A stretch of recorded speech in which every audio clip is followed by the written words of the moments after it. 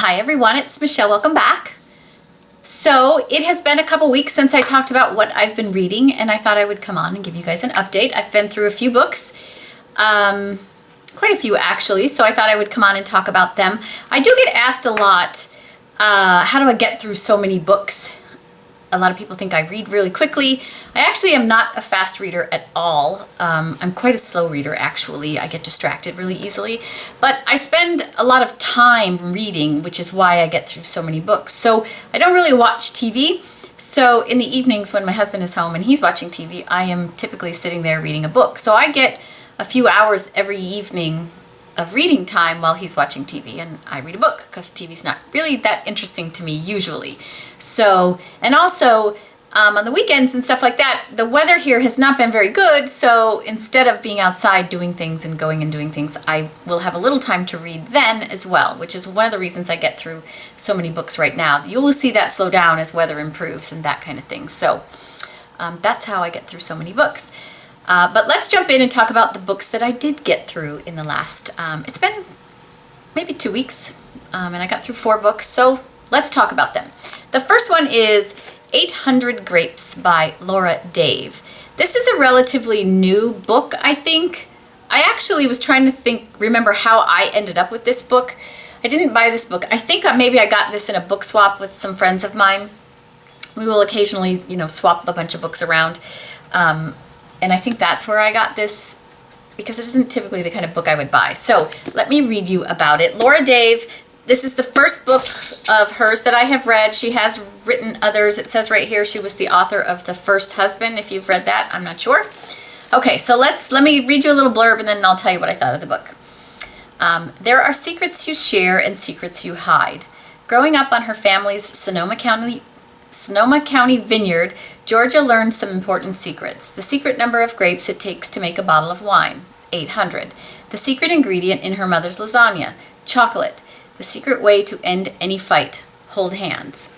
But just a week before her wedding, 30-year-old Georgia discovers her beloved fiancé has been keeping a secret so explosive it will change their lives forever.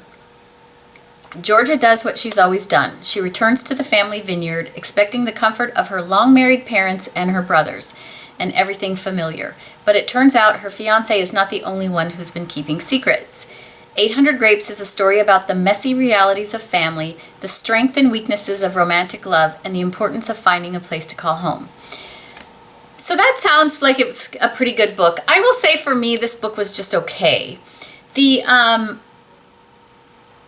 It's a story about a woman who, so as you can hear, the dogs are back there. They were barking. I had to stop for a second. This book was just okay for me. It's a good story.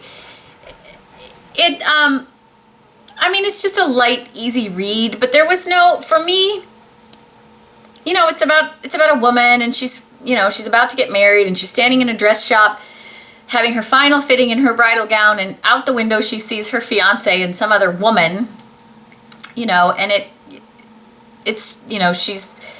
everything falls apart. She goes running out, runs home in her wedding dress, and then she gets home and she finds out her family is falling apart. And so it's how she deals with all of that going on and how she tries to figure out who she really is now that, she's got to figure out what she's going to do. The fiance comes for her and she's got to decide what she thinks about what he's told her and what she thinks about everything that's going on with her family that she knows about now and that kind of thing. And so there were some funny parts and, it's about a dysfunctional family, so there's some funny parts that are, humorous. You get to learn about wine country and wine a little bit because it's set there. But for me, it was just okay. There were no sort of aha moments in here. Not that it's meant to be that kind of book, but this was just okay for me. I don't know that I would recommend it for anybody. It's just sort of okay. Okay, I also read The Loveliest Chocolate Shop in Paris by Jenny Colgan. Now, this is the first book of Jenny Colgan's that I have read. I've actually never heard of her before, but I did go on and look, and she has written a lot of books. A lot of them are about little different types of little shops, and a lot of them, there's like a cupcake book, some story about a cupcake shop or cupcakes or something. So she writes a lot about food and little shops and that kind of thing. I think she might have one about a bookshop, so I might read that one. But let me read you a little blurb about this and then I will tell you what I thought. Inside Paris's premier chocolate shop, sometimes dreams really can come true. It is true that Anna Trent is a supervisor in a chocolate factory, but that doesn't necessarily mean she knows how to make chocolate. And when an accident gives her the opportunity to work at Paris's elite chocolatier, Le Chapeau Chocolat, Anna expects to be outed as a fraud. After all, there is a world of difference between chalky, mass-produced English chocolate and the gourmet confections Anna's new boss creates. But with a bit of luck and a lot of patience, Anna might learn that the sweetest things in life are always worth working for. Hopeful, laugh-out-loud funny, and irresistibly addictive, The Loveliest Chocolate Shop in Paris is a novel worth savoring. So, this again is a very light read. But that being said, I really enjoyed reading this book. This is a story about chocolate, about love, about Paris. I mean, what really, like the combination of those kinds of things, what's not to love? You know, there's some really sad parts of this book. It's about lost love. It's about found love. It's about, you know, the things we do in our life that change our relationships with people and how over time we can regret that or not regret that. So this was a really good story. There's a lot of funny characters in here. There's a lot of funny antics that happen. I mean, she moves to Paris. She's English. She moves to Paris. She doesn't speak the language that good. She speaks it okay, but you know, it's all the characters and how she has to learn to make chocolate and, you know, how to fake her way through that a little bit because they think she's got all this experience because she was the supervisor in a chocolate factory for 10 years.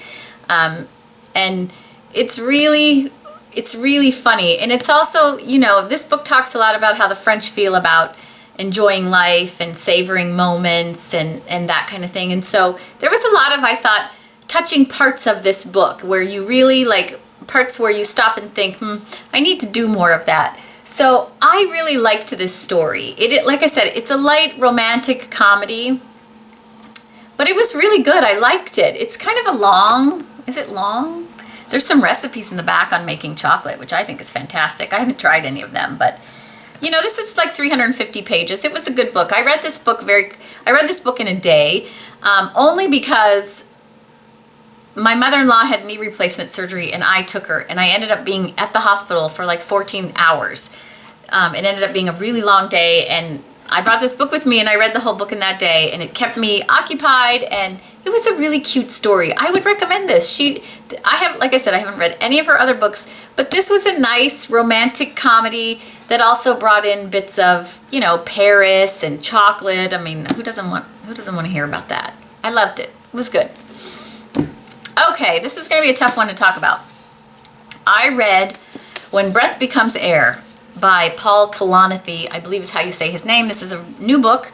This I got from, this was my Book of the Month Club pick, so I got this from the Book of the Month Club. I believe this was just published this month. And for those of you who don't know what this book is about, I don't really need to read the blurb. Paul Kalanithi was in his 30s, late 30s, I believe, about to become a neurosurgeon, neuroscientist. He's done 10 years of training up to this point, and he's about to, you know, finish all his training and go on to what he wants to do, and he is diagnosed with terminal cancer.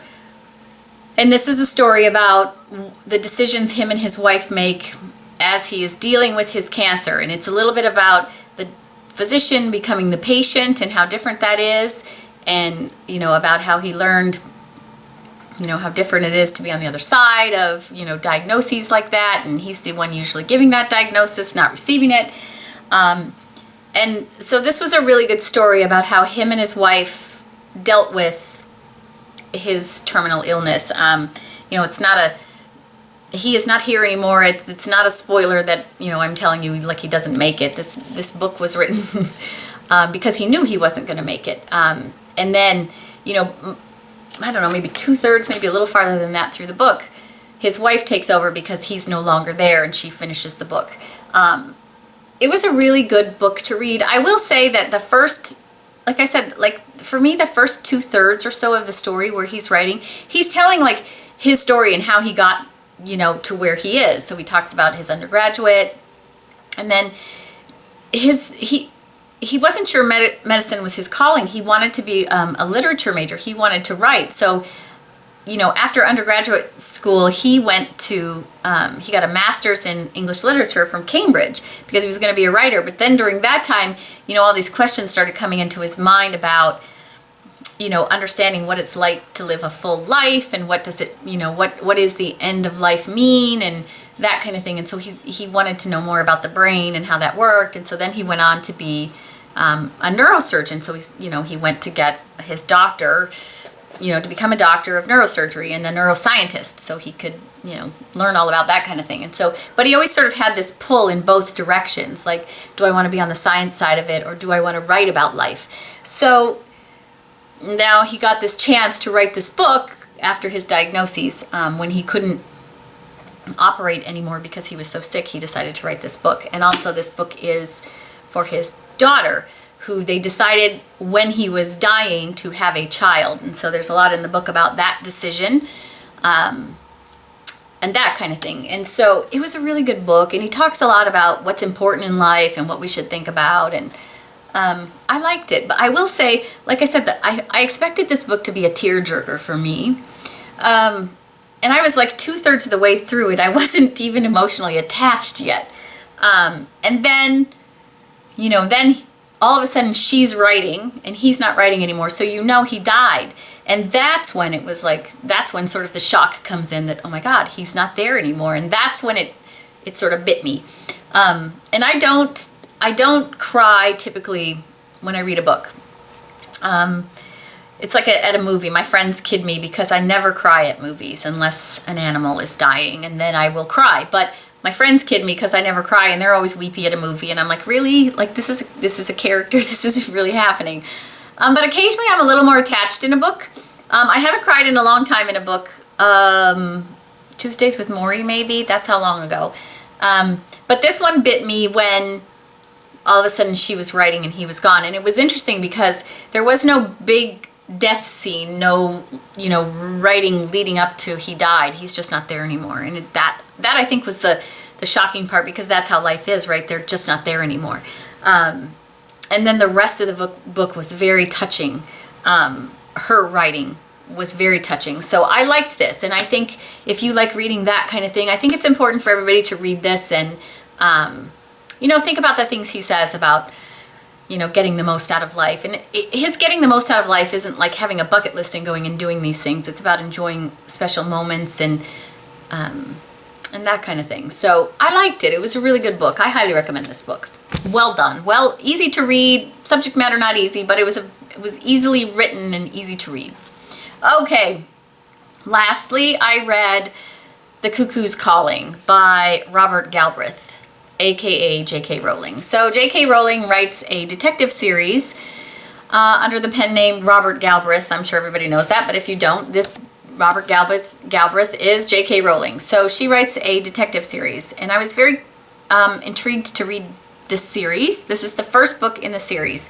I will say that I have not read any Harry Potter. I know, shoot me. So I've not read any of her other work, so I was really excited that this was an adult book and that I could read her writing. And it was, this book was hard to read. I'm going to read the blurb and then I'm going to tell you what I thought. Okay. When a troubled supermodel falls to her death from the balcony of her London home, it is assumed that she has committed suicide. However, her brother has his doubts and calls in private detective Corman Strike to investigate. Strike is a war veteran, wounded both physically and psychologically, and his private life is in disarray. The case gives him a financial lifeline, but it comes at a personal cost. The more he delves into the young model's world, the darker things get, and the closer he comes to terrible danger. So, this was a huge success. Huge success. And hopefully my dogs don't start barking. If they do, we'll stop and start again. This was a really good story. Like, there's a lot of interesting characters in this book. Basically, she ends up dead. The police say she jumped off her balcony and committed suicide, and her brother doesn't believe it, so he hires Strike. Corman Strike is the detective's name in the series, to find out what really happened to his sister. And all of the characters that, the detective has to get involved with to find out what happened to her are it's funny. So she's a famous person, so she, she associates with other famous people, and other famous people can be very sort of, out there, crazy, wacky, whatever, and they are in this book. And so it's very interesting. And her family is quite dysfunctional, and he's got to, figure out what's going there. Her mother's dying, so you've got that you're trying to figure out. Her brother's a little off, but he's hired him to find out what happened to the sister, and it's a lot about like family secrets and how this model person tried to make something better of herself, and then kind of what happened in the end. And it was a really good story. Like I had an inkling of the ending at the beginning, but then it didn't seem like that was possible, and then so you couldn't really figure out what happened until the end. Like it really kept you looking like that, but it was so slow moving. That was my issue with this book, is it moved so slowly. I like a book to have a good pace to it, and I felt like everything was drawn out in this book. It's a long book, 456 pages, and they're not little pages. There's writing from the very top to the very bottom, so it is quite long, which I'm okay with if the story is moving, but it was like it would take 50 pages to get through like one small thing. Like at the end, it's like 20 pages of drawing stuff out so you can finally get the climax of the thing. So I wish it had moved faster. I will say I am not one of those people who, if I don't like a book or it doesn't intrigue me enough, I do not force myself to read it. But the book was good enough that I wanted to know what happened. There was enough antics going on, and the characters were interesting enough that I wanted to know what happened, so I kept going. So that there was something to be said about that. I just felt like it was so slow, and I like it to move at a better pace. So I'm sort of iffy about this book because of the pace of the book. I might try the second one in the series to see if the pace is better, because I liked him. I liked the detective character. He's very complicated, and he's extremely dysfunctional, and his life is dysfunctional, and there's all kinds of nonsense going on in his life. And so there'll be more of that in the next book, because the book is about him too. So yeah, I don't know. It was suspenseful. I wanted to know what happened. I cared about the characters, but gosh, pick up the pace. That was my issue with this book. Pick up the pace. So yeah, I'm iffy about this one because of the pace of the book, but I did like the story. They all just fell on the floor. Anyway, so that's what I've been reading. If you have read any of these books, let us know in the comments what you thought. Please, spoiler free. I don't like to have spoilers in the comments in case anybody's reading them. And if you have read a book that you loved, share that with us in the comments as well. I love to have suggestions to add to my list. That is it for today. I hope everybody's having a great day, and I will talk to you all again soon.